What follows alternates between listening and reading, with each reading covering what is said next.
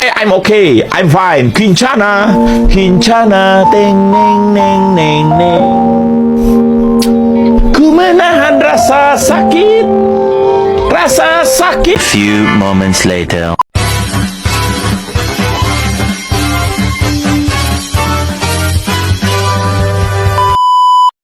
Assalamualaikum.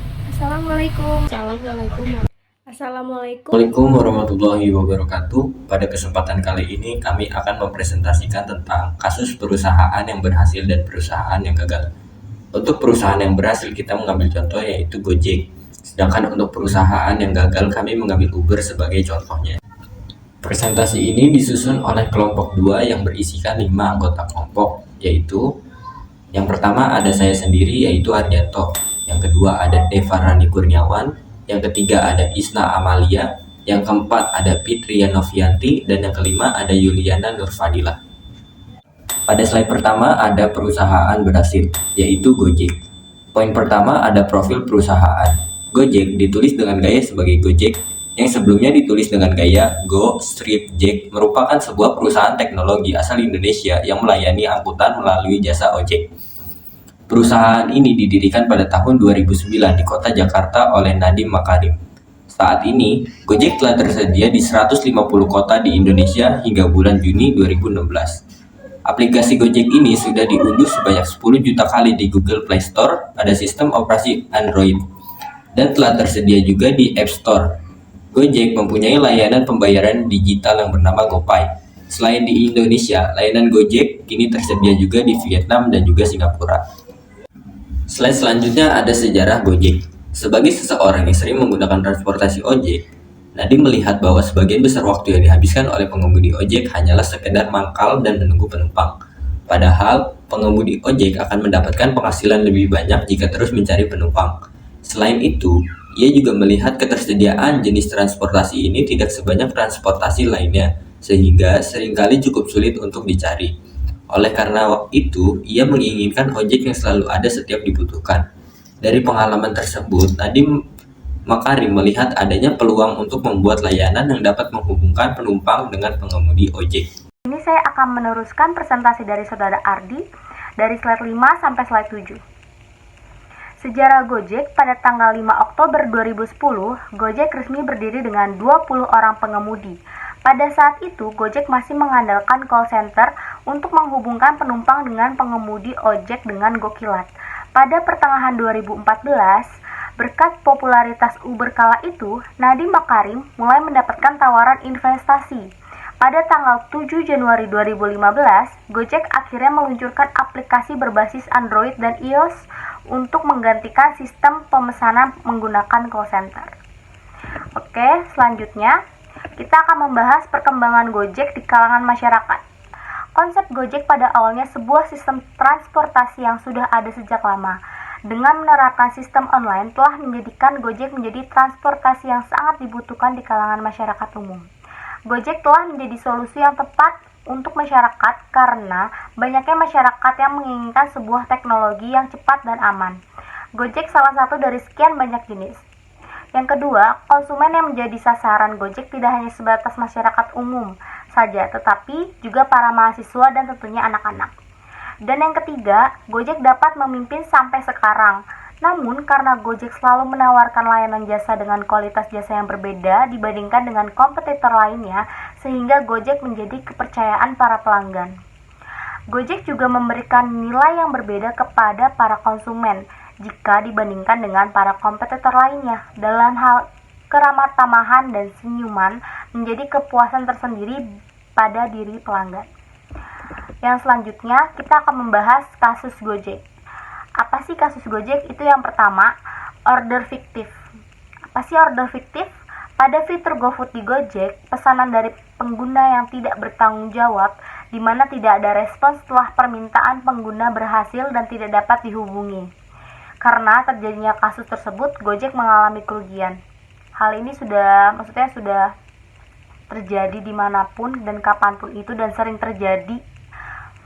Bagaimana sih solusinya? Solusi dari permasalahan tersebut yang pertama, memperketat keamanan di aplikasi Gojek. Dan yang kedua, melihat histori customer. Dan yang ketiga, driver Gojek harus lebih teliti lagi dengan jumlah orderan yang besar dan dengan pembayaran secara tunai. Selanjutnya adalah pandangan masyarakat pada saat ini terhadap Gojek.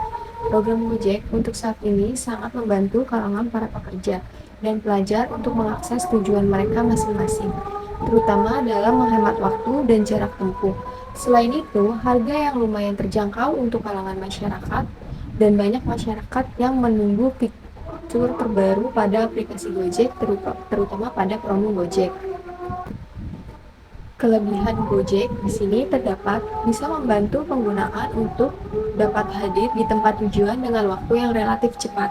Lalu ada penggunaan juga tidak perlu bingung mencari lokasi parkir sehingga bisa lebih efisien menggunakan waktu untuk hal lainnya. Lalu di sini terdapat memberikan rasa aman dan kenyamanan pada pengguna.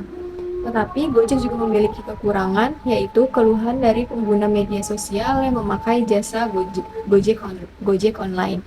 Lalu terdapat kurangnya pemahaman masyarakat pada aplikasi online dan menyebabkan kemacetan karena banyaknya penggunaan yang memakai aplikasi Gojek yang mengakibatkan kemacetan lalu lintas pada jam tertentu. Di sini Gojek juga memiliki strategi. Strategi yang dilakukan oleh Gojek, 1. Selalu mengikuti tren, yaitu carilah segala sesuatu yang sedang booming untuk mempermudah informasi agar dapat sampai dan dipahami oleh masyarakat. Yang kedua, Gojek memiliki kerjasama dengan banyak partner. Strategi pemasaran Gojek dengan sistem bekerja sama dengan sebuah pihak dapat membuat banyak pihak yang ikut merasakan keuntungan. 3. Ada variasi produk yang terus dikembangkan untuk mendorong pertumbuhan sebagai segmen pelanggan. Di sini, Gojek terus mengembangkan produk untuk dapat mengkoordinir dan menyasar kebutuhan masyarakat di berbagai segmen pelanggan. Contohnya, untuk menambah segmen pelanggan baru. Yang tadinya Gojek hanya sebagai ojek online, sekarang bisa menjadi kurir pengantar makanan. Lalu, terdapat inovasi teknologi untuk kepuasan pelanggan konsumen.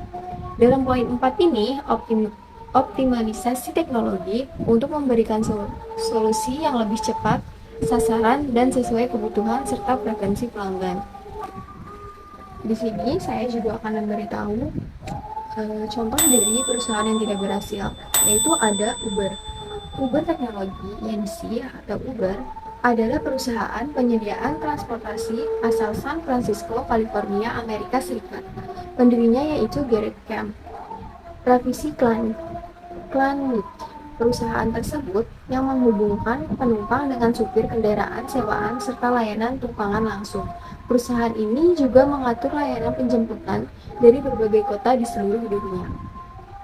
Awalnya, para supir Uber menggunakan mobil mencuri Town Car, Cadillac X-Lite BMW 7, serta dan Mercedes-Benz S550.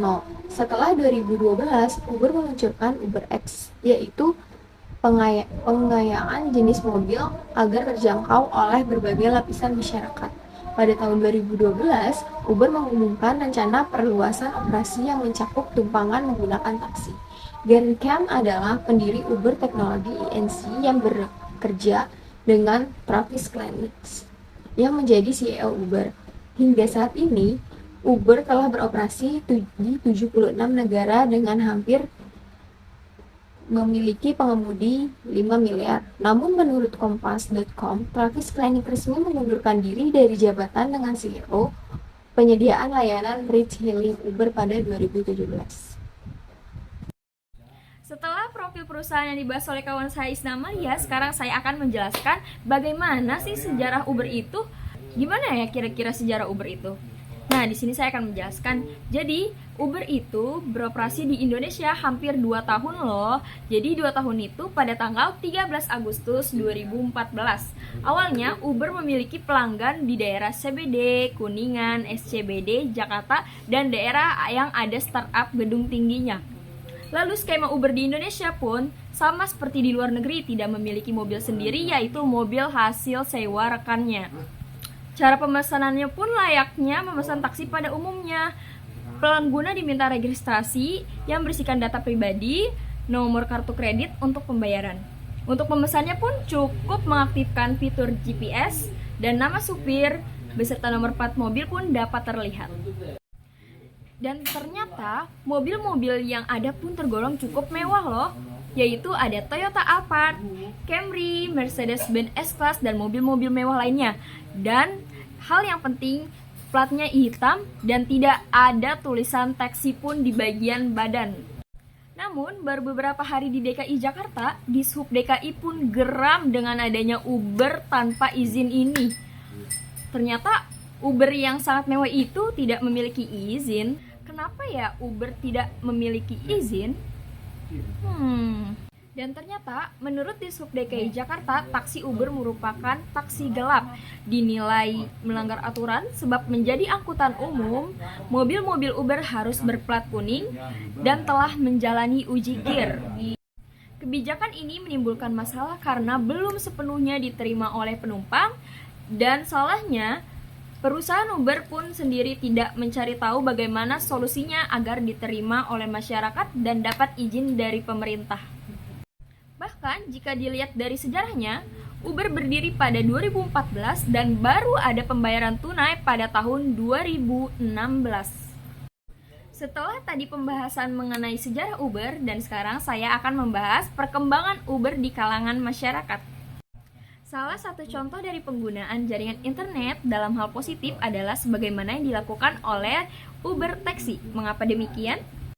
Karena Uber Taxi menggunakan sebuah aplikasi yang memanfaatkan jaringan internet sebagai media untuk menghubungkan antara pengguna kendaraan dengan sarana transportasi loh. Itulah yang menyebabkan banyak masyarakat yang menyebutnya sebagai angkutan umum berjenis taksi online. Uber Taxi sebagai angkutan umum berjenis taksi online di Indonesia dengan membuka tarif yang sangat rendah, bahkan sampai harga di bawah pasar. Kira-kira harga di bawah pasar itu berapa ya? Lalu, mengapa hal tersebut mengundang antusias para pelanggan? Dalam hal ini, dengan adanya penetapan batas minimum tarif Uber Taksi yang sangat rendah dan jauh di harga pasar, itulah yang akan mengakibatkan adanya persaingan usaha tidak sehat di angkutan umum taksi. Setelah pembahasan saya mengenai sejarah Uber dan perkembangan Uber di kalangan masyarakat, ternyata Uber memiliki kasus loh. Kira-kira apa ya kasusnya? Nanti akan dibahas oleh teman saya Yuliana. Assalamualaikum warahmatullahi wabarakatuh. Di sini saya Yuliana ingin menjelaskan di mana yaitu kasus Uber. Kasus Uber yang pertama itu praktik monopoli atau persaingan usaha tidak sehat. Eksisnya Uber taksi sebagai angkutan umum berjenis taksi online Indonesia tersebut. Hal itu tidak membuat penghasilan yang didapatkan oleh pengemudi atau sopir taksi konvensional menjadi semakin berkurang secara signifikan. Karena taksi telah menetapkan tarif yang sangat rendah, bahkan sampai di bawah harga pasar, baru sekitar 2 tahun beroperasi di tanah air. Solusi dari permasalahan tersebut yaitu 1. Memberi informasi serta lebih detail tentang perusahaan Uber kepada para pelanggan. 2. Membuat aturan main yang menetapkan mengenai struktur pasar dan perilaku pelaku pada bisnis. 3. Menetapkan harga yang tidak terlalu rendah dari harga pasar. 4. Menetapkan perusahaan Uber lebih baik sebelum membuat strategi atau struktur pasar, terlebih membuat strategi atau struktur pasar terlebih dahulu membentuk perseorangan terbatas atau PT.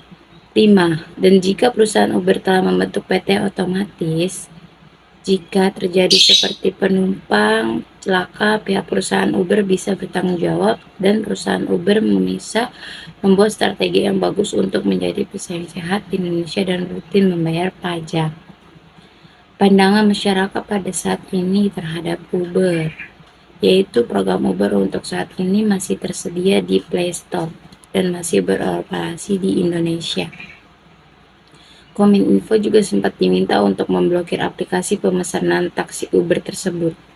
Namun tidak bisa dikarenakan bukan yang diperintahkan undang-undang atau bukan konten negatif. Dengan masih beroperasinya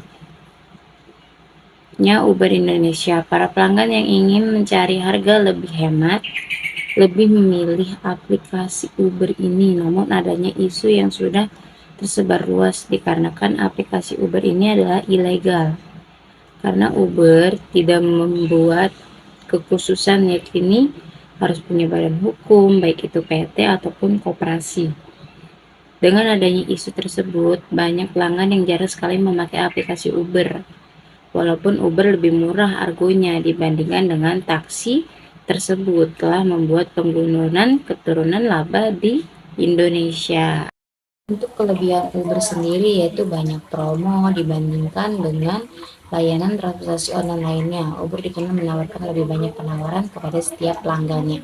Kemudian pembayaran seperti melakukan akses debit, kredit, tidak perlu membawa uang cash terlebih dahulu ya. Jadi masih ada untuk kartu debit dan kreditnya. Kan untuk kekurangan Uber, dia memiliki sedikit armada motor, tidak seperti layanan transportasi online lainnya. Uber masih mendominasi jika sepeda motor Uber masih sulit ditemukan saat butuh. Mengapa Uber gagal di Indonesia? 1. Banyaknya pilihan mode transportasi. Uber paling akses dan mendapatkan customer paling banyak di Jakarta. Jakarta memiliki banyak infrastruktur untuk transportasi yang tersedia dan lebih murah, yakni kereta listrik, lalu kereta api itu lebih murah ataupun terjangkau karena harganya.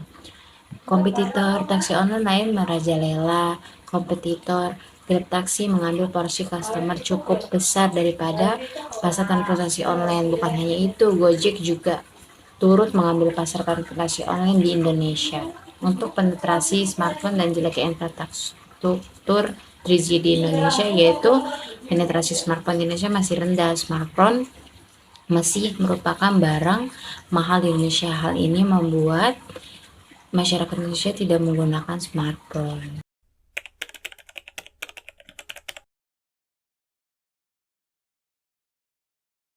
Bagaimana cara Gojek mengimplementasikan perusahaan bisnisnya?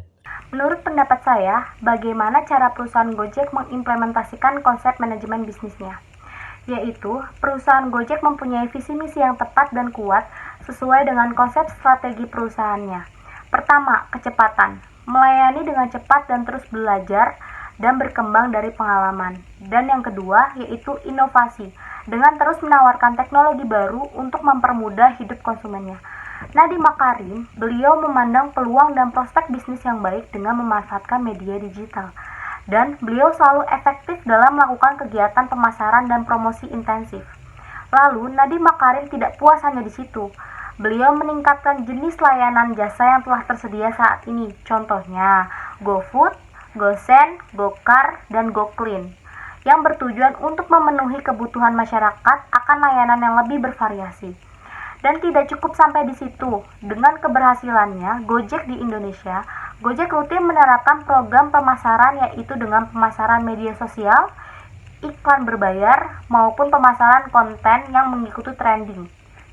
Contohnya, Gojek melakukan promosinya dengan cara memasang iklan berbayar di YouTube, membuat TikTok, maupun dengan membuat Reels pada Instagram dengan video animasi yang menarik untuk menyebarluaskan dan mempopulerkan produk Gojek kepada masyarakat luas. Kira-kira hal apa saja yang dapat kita tiru dalam bisnis perusahaan Gojek yang telah berhasil di Indonesia? Yang pertama, dengan memanfaatkan peluang dalam pasar itu sendiri. Jadi Gojek itu sering banget memanfaatkan peluang pasar. Jadi kayak misalkan pasar ini butuh apa dan Gojek itu cepat tanggap, atau disebutnya dalam istilah sekarang itu peka. Jadi bukan cuma doi kalian aja yang harus peka, tapi Gojek juga peka loh guys. Dan yang kedua, menganalisa apakah ada peluang yang dapat digunakan oleh bisnis atau perusahaan yang sedang kita jalani. Jadi kayak, ini ada tren apa nih, kita harus manfaatin peluang ini supaya market kita tuh berhasil. Dan yang ketiga, memperluas target pemasaran. Ini digunanya untuk menciptakan keuntungan yang dapat diambil dari suatu perusahaan. Misalkan ada program pemasaran yaitu pada media sosial. Jadi tuh Gojek juga sering aktif banget di media sosial, terutama pada TikTok, Instagram, dan itu tuh banyak anak muda-muda yang tahu, jadinya itu merupakan suatu keuntungan. Dan yang keempat, ada fokus pada kebutuhan pelanggan. Nah, jadi Gojek ini bagus, kayak kebutuhan pelanggan nih apa, misalkan kayak GoRide, GoSend gitu. Kayak untuk mengirim barang atau apa tuh Gojek langsung ada. Dan yang terakhir, Gojek sangat pintar dalam mengajak partnership untuk kerjasama. Contohnya Gojek dan Tokopedia. Itu tuh mereka kolaps, dan yang paling penting daripada K-popers ini, Gojek kolaps sama BTS, dan itu yang membuat banyaknya pemakai Gojek. Sekian.